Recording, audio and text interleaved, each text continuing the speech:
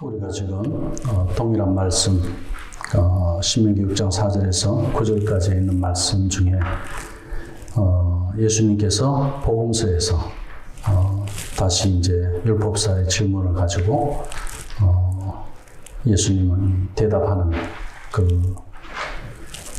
우리가 흔히 기독교에서는 황금률이라 그래서 기독교 최고의 계명으로 그렇게 알려져 있는 말씀이 오늘 또 마가복음 우리 지금 12장 28절에서 34절까지 말씀, 지난해 우리가 마태복음 22장에서 같이 또 나눴고요. 사복음서에 다 기록되어져 있는 말씀입니다. 이 동일한 말씀을 가지고 우리가 계속 나누어 볼 텐데, 그 말씀의 의미나 내용들은 우리가 많이 들었기 때문에 알 수 있지만, 또 마가의 관점에서 이 말씀을 어떻게 전하고 있는지 오늘 우리가 이제 마가복음서를 통해서 같이 나누고자 합니다. 흔히 우리 사람들은 무엇인가 궁금한 게 있으면 질문을 해서 그 질문에 대한 답을 찾죠. 그리고 또 질문에는 다양한 그런 질문들이 있습니다. 예를 들어 학생들 같은 경우는 선생님이 오늘 공부한 것을 제대로 이해를 했는지 못했는지 파악하기 위해서 테스팅을 하기도 하고, 거기에 이제 질문들을 주고 답을 쓸 수 있도록 그렇게 하기도 합니다. 그런가 하면 또 어떤 사람들은 또 오늘 자기 기분이라든지 감정 표현을 두고 또 질문을 하기도 합니다. 우리가 뭐 미용실 갔다 왔다라든지 또 새 옷을 또 새 신발을 샀다든지 그러면은 자랑하고 싶어서 내 머리 스타일, 헤어스타일이 어떠냐 이렇게 물어보기도 하고, 그죠? 그렇게 물으면은 이쁘다, 또 어울린다 이렇게 말해주면 좋은데, 어느 미용실에서 했냐 이렇게 미용실을 묻고 이러고 하는, 뭔가 좀 질문과 대답이 좀 다른 상황들이 있죠, 그죠? 어쨌든 질문이라는 것은 우리 관계에 있어서 반드시 없어서는 안 되는 그런 것이 이런 질문입니다. 마찬가지로 오늘 본문에서도 동일하게 율법사가 질문을 합니다. 근데 이 율법사는 대표성을 갖고 있습니다. 우리가 성경의 맥락을 이제 좀 볼 필요가 있는데, 마가는 지금 이 사건을 어떤 상황 속에 지금 이 사건을 넣고 있느냐면, 우리가 이걸 샌드위치 구조라고 그러는데, 이 사건, 황금률 이 사건, 이 율법사 질문 앞쪽에는 11장에서는 어떤 사건이 있었냐면 성전 정화 사건이 있습니다. 예수님께서 예루살렘에 입성하셔서 성전 앞에서 유월절 절기로 이제 해외 디아스포라 유대인들하고 또 이제 이렇게 이제 그 유월절 절기를 지키기 위해서 예루살렘에 의무적으로 장년들은 다 오게 돼 있잖아요. 그 이제 거기에 오면은 유월절 절기를 지켜야 되니까 저 먼 나라에서 올 때 양을 끌고 올 수는 없잖아요. 그러니까 예루살렘에 와서 이제 돈으로 양을 이제 사서 유월절 어린 양으로 바치고 그렇게 하는데, 뭐 성전 앞에서 뭐 이제 우리 흔히 하는 말로 하면 대목을 보는 거죠. 그렇게 뭐 잔치 양들을 팔고 이제 매매하는 일들이 있었는데, 예수님께서는 이제 그것을 보고 내 아버지의 집은 기도하는, 만민이 기도하는 집이다 그러시면서 성전에 대한 그 권위를 다시 세우시죠. 장사하는 것을 책망하시고, 장사하는 사람들의 그 모든 그 진열들을 뒤집어 보시면서 예수님이 분노하신 그런 사건이 11장에 나옵니다. 자, 이 사건이 있었으니 이제 종교 지도자들은 지금 뿔이 날 대로 나 있는 거예요. 어떻게 하면 저 예수를 궁지에 몰아넣을 수 있을까? 그동안 우리가 만들어왔던, 세워왔던 이런 권위, 성전에 대한 것도 마찬가지고 제사에 대한 것도 마찬가지고, 이러한 부분들에 대해서 예수님께서 그동안의 종교 지도자들과 다른 모습으로 그 권위를 세우시니 지금까지 가지고 있었던 그 기독권들의 그 종교 지도자들의 그 권위가 훼손될 수밖에 없었던 거죠. 그런 상황에서 모이면 그들은 누구 욕을 했겠습니까? 우리 예수님 욕을 하는 거예요. 예수라는 자가 또 예루살렘에 자주 등장하시는 분도 아니잖아요. 1년에 한 번씩 오시는데, 그런 상황에서 이제 그 종교 지도자들은 예수에 대해서 이제 모함하기도 하고, 또 불평하기도 하고, 자기들 간에 이제 논쟁이 일어났습니다. 그런 중에 대표성을 가진 율법사가, 야, 너가 가서 예수한테 아주 어려운 그런 입장 곤란한 질문을 한번 해봐. 이제 곤혹에 빠뜨리기 위해서, 또 많은 사람들이 보는 앞에서 질문을 해서 답을 못하면 또 부끄럽게 하기 위해서. 자기들이 이제 율법사니까 전문가잖아요. 그러니까 우리는 똑똑하고, 우린 잘났고, 그리고 너가 그 권위를 가지고, 성전에 대한 그 권위를 가지고 그렇게 행사했던 것들이 이제는 이 질문 하나에 다 무너질 거다. 이렇게 생각하고 율법사가 당당하게 예수님 앞에 와서 많은 사람들 앞에서 질문을 하게 된 것이 바로 이 질문입니다. 계명 중에 어떤 계명이 제일 크냐? 자, 한번 생각해 봅시다. 계명 중에 어떤 계명이 제일 크냐? 이러면은 계명이 성경에 한두 개가 아니잖아요. 모세오경 안에만 해도 우리가 613개예요. 하라는 것과 하지 말라는 계명이 그렇게 많은데, 그리고 우리가 10계명에 또 10계명이 있어요. 그죠? 그런데 이 많은 계명들 중에 하나만 어떤 것이 제일 크냐, 중요하냐, 그렇게 하고 질문을 하니까 거기에 대한 답을 잘못하면 어떻게 해요? 이 사람들이 이때다 하고 이제 또 공격을 하게 되겠죠.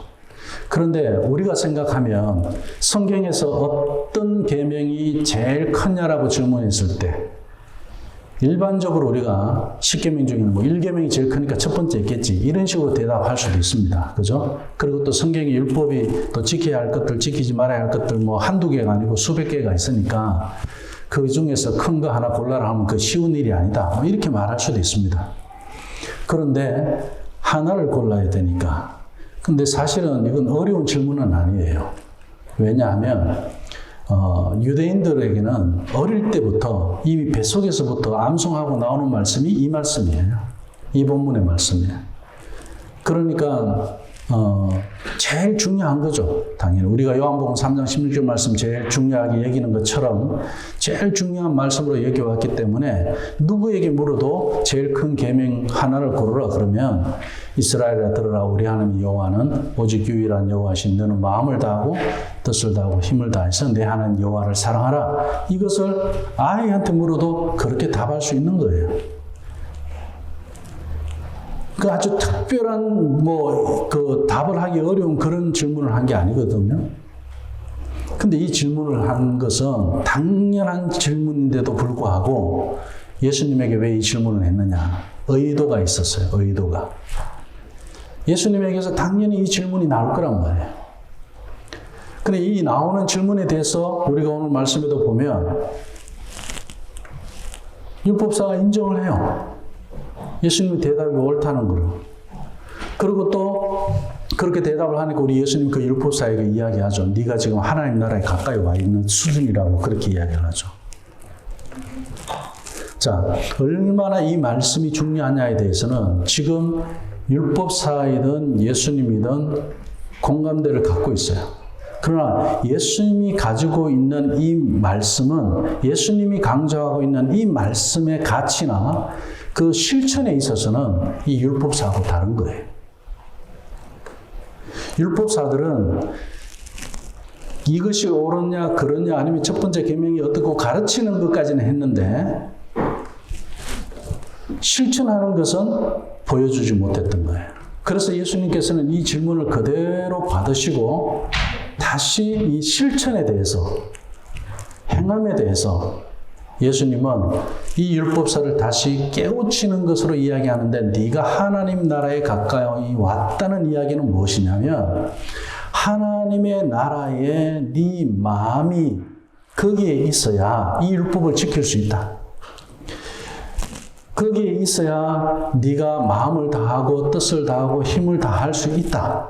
그 하나님 나라에 있지 아니하고는 할 수 없다는 것을 예수님이 지금 가르치고 있는 거예요. 자, 그런 데서 우리 예수님께서 보여주신 게 있어요. 성전의 권위를 바로 세우는 것뿐만 아니라 어떻게 했습니까? 예수님은 병든 자가 있으면, 또 가난한 자가 있으면 어떻게 했어요? 고민했습니까? 갈등했습니까? 마음을 다했어요. 그리고 그들의 죄의 문제를 해결하는 데는 아주 담대했습니다. 죄 용서하는 권세를 가지고 저 율법사들이, 바리새인들이 또 예수님께 따지잖아요. 네가 무슨 권세로 죄를 용서하느냐 이거죠. 그러나 우리 예수님께서는 아픈 사람, 또 병든 사람뿐만이 아니라 여러 가지 귀신이 들렸던 그 사람이 그 시대를 살아가는 데 있어서 어떤 문제가 있었든지 간에 우리 예수님은 마음을 다해서 그들을 고치고 하나님 나라가 임한 것을 경험하게 했던 거예요. 그리고 이것은 율법사들은 할 수 없었던 일이죠. 그래서 우리 예수님은 가난한 자들과 같이 했고, 병든 자들과 같이 했고, 그리고 그들과 대화했고, 그들과 같이 식사를 하셨고, 이렇게 실질적으로 그들 안에 하나님 나라를 경험할 수 있도록 살았습니다. 그러나 율법사들은 첫 번째 되는 계명을 알고 있었지만 그렇게 살지 않았던 거예요. 자, 이 배경을 우리가 가지고, 이 맥락을 가지고 오늘 말씀의 결론으로 들어가고자 합니다. 자, 11장에는 어떤 상황이었습니까?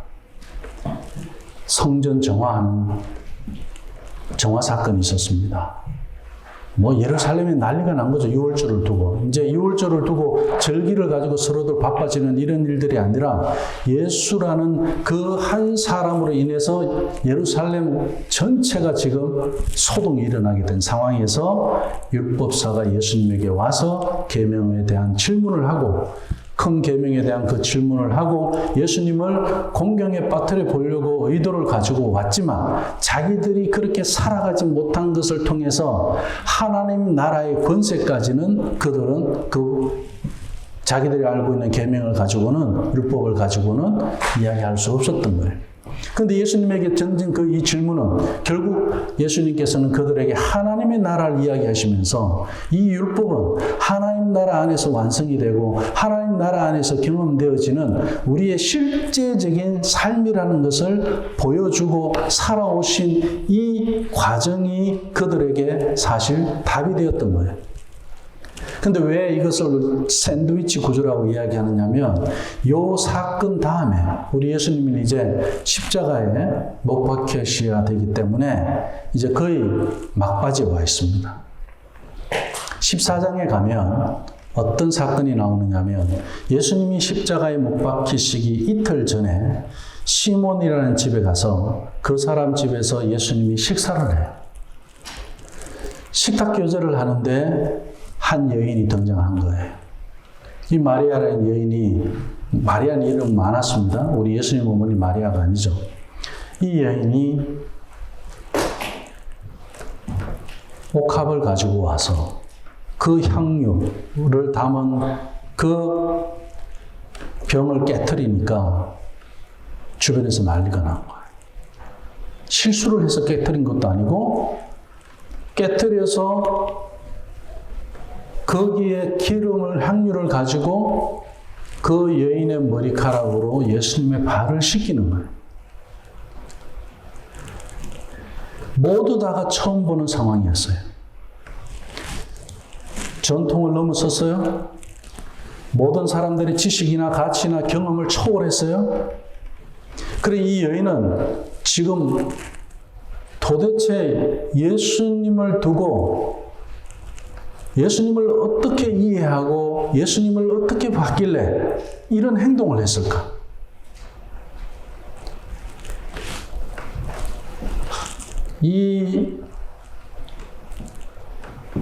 그 향유의 값을 가지고 우리가 계산을 하면 1년 연봉이라고 그래요.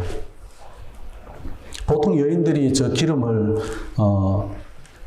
모아놓는 이유는 우리가 금덩어리 모아놓는 것처럼 지참금, 이제 결혼하기 위해서 이걸 마련해 놓는 거예요. 근데 자기가 갖고 있는 이 모든 것들을 어떻게 해요? 내가 지금 앞으로 결혼하기 위해서 필요한 건데 이것까지도 다 포기하고 자, 주변의 사람들의 생각과 그런 또 보는 눈초리와 이런 모든 그런 가치들, 거기에서 보는 비판들, 이런 걸 다 초월하고, 의식하지 않고, 그리고 또 본인의 삶에 있어서 필요들 꼭 필요한 거예요. 여인에게 있어서 결혼은 그때 당시에 굉장히 중요하잖아요. 그러면 그 중요한, 가장 필요한, 그 중요한 일에 있어서 가장 필요한 이 향유를 포기했다. 그것을 예수님을 위해서 사용했다. 이 사건 사이에 오늘 이 본문 말씀이 있는 거예요.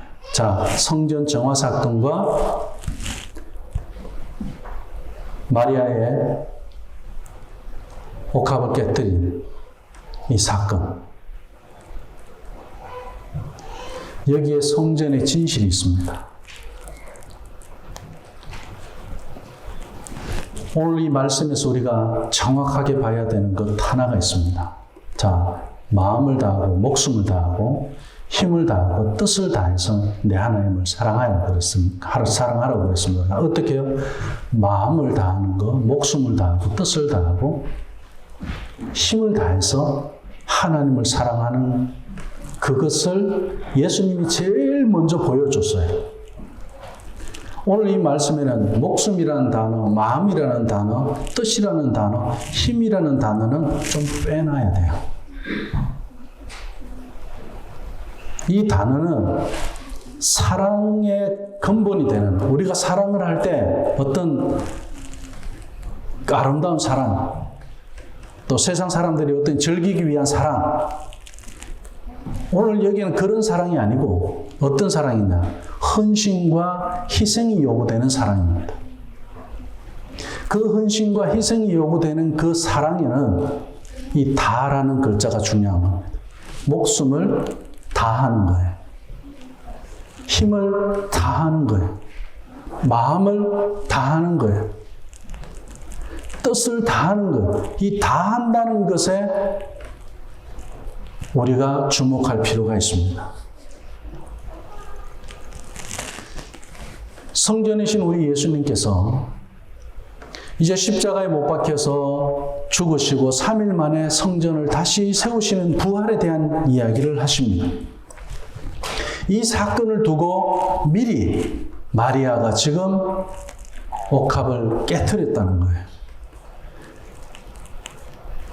하나님의 성전은 전에는 장사를 하고 너희들이 봤을 때는 첫째되는 계명이 하나님을 사랑하는 것이라고 너희들이 지켜오고 알아왔지만 그것이 하나님의 성전에 드려지기까지는 하나님 앞에 성전에 드려지기까지는 너희들 마음이 다한 것으로 드려지지 않았다. 목숨을 다한 것으로 드려지지 않았다. 그게 진짜 어떤 건지 한번 봐라. 그것이 마리아를 통해서 하나님이 지금 일하고 계시는 거예요. 어떻게 해요? 마리아는 누구를 의식하지도 않았고 그리고 자기에게 있는 모든 것을 가장 소중하게 여기는 것을 아끼지 않고 다 드리는 행위를 통해서 오늘 우리가 성전이신 예수님의 그 삶을 그대로 보여주고 있는 이 마리아를 통해서 앞으로 예수님께서 부활하심으로 다시 세워지는 그 성전의 진실은 사랑이다. 근데 그 사랑은 어떤 사랑이냐? 헌신하고 희생하는 사랑입니다. 오늘 우리 마가복음서에서 이 신명기 6장의 말씀을 인용하고 있는 이 본문에서 우리가 기억해야 할 것은 성전 정화 사건과 마리아의 이 옥합을 깨뜨린 이 사건 사이에 왜 이 말씀이 중요하냐? 성전은 정화되지 않으면 예수 그리스도로 다시 세워지지 않으면 여전히 장사하고 사람들의 이해관계와 이기와 그들의 생각과 주장이 서로의 주장으로 인해서 왜곡되는 그런 성전이 되지만 이제 우리 예수 그리스도를 통해서 옥합을 깨뜨린 이 마리아와 같이 온전히 하나님 앞에 다 드릴 수 있는 그런 모두를 드릴 수 있는 그러한 마음, 그러한 생명, 그러한 힘, 그러한 뜻을 너희들이 이제 가지게 될 거다. 그것을 보여주는 거예요. 그런데 이 사건에서 예수님의 제자 가룟 유다가 어떻게 했습니까?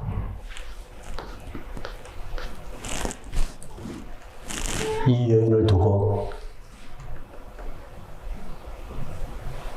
칭찬을 하지 않았어요. 그러니까 우리 예수님 뭐라고 합니까? 이 여인을 나쁘다고 하지 마라. 욕하지 말라는 거예요. 이제 이 여인이 한 이 행위는 이후로 복음이 전해지는, 예수 이름이 전해지는 가을 곳마다 이 여인의 이름이 같이 전해질 거라고 그렇게 이야기합니다. 왜 그랬을까요? 예수님이 이제 죽으시기 전에 성전의 온전한 모습을 보여주는 거예요. 누구를 통해서? 마리아를 통해서. 이렇게 헌신하고 이렇게 희생하는 것. 그러나 베드로, 가룟 유다와 그리고 요한복음에 가서 보면 이 사건을 두고는 가룟 유다만 그런 것이 아니라 다른 제자들도 이 여인의 행위에 대해서 탓을 합니다. 잘못했다는 거예요. 어떻게 해요? 네가 지금 깨뜨린 그 향유, 그 기름을 가지고 구제를 하면, 가난한 사람을 도우면 수많은 사람들에게 먹을 것을 제공할 수 있는데 너가 지금 잘못해도 너무 잘못했다라고 이야기하죠. 예수님이 그럽니다. 가난한 자들은 너희들과 영원히 있지만 나는 너희들과 지금 이제 예수님 십자가에 못 박혀 죽으실 날이 이틀 전이에요. 눈에 보이는 예수님으로서는 이제 이틀밖에 남지 않았어요.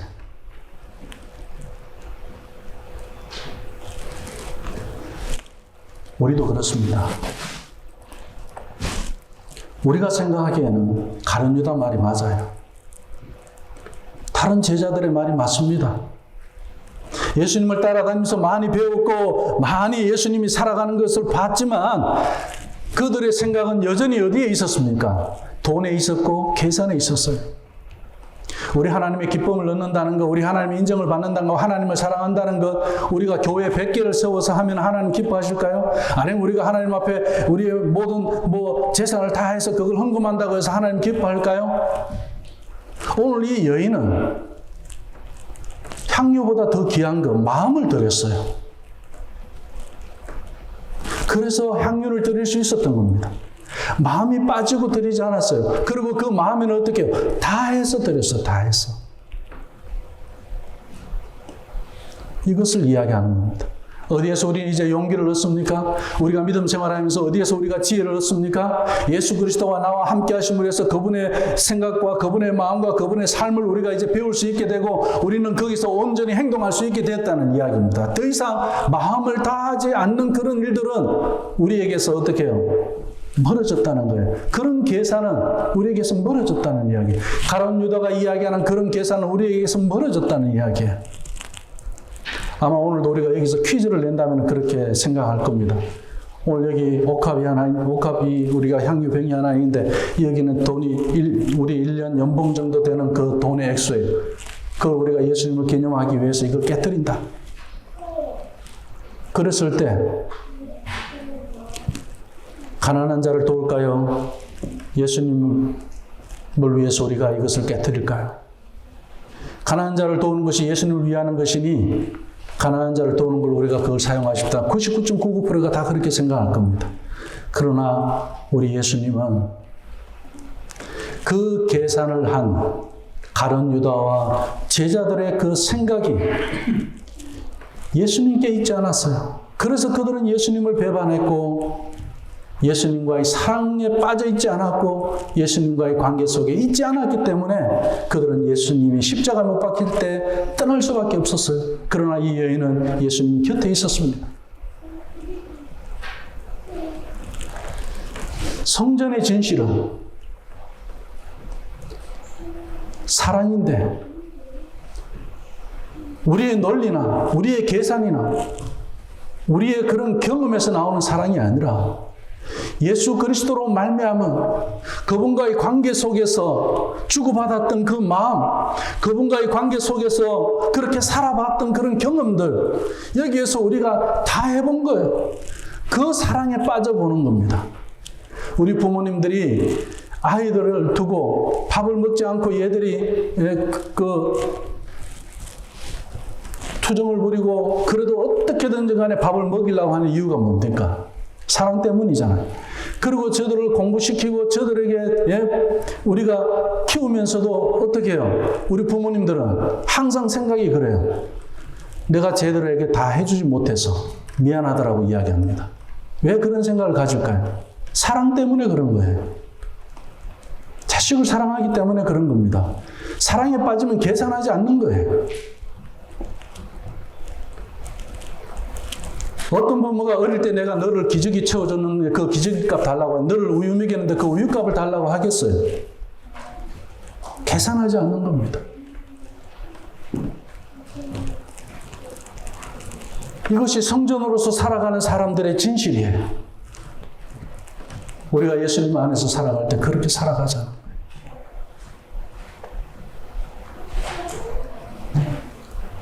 마리아와 같이 일반 사람들이 생각하는 그런 상식을 초월해서 저 사람이 나를 욕을 하든 저 사람 나를 비방하고 나를 어떻게 그 모함에 집어넣든 어떻게 부끄럽게 하든 우리가 생각했던 그런 상식에서 벗어난다고 그렇게 욕을 하든 나는 예수님과의 관계 속에서 그분의 사랑 속에서 그분이 살았던 삶을 살아내보는 것, 그게 마음도 다 해보고 그게 내 생명도 다 해보는 것. 이게 어떻게 억지로 되겠습니까? 사랑에 빠져보지 않고는.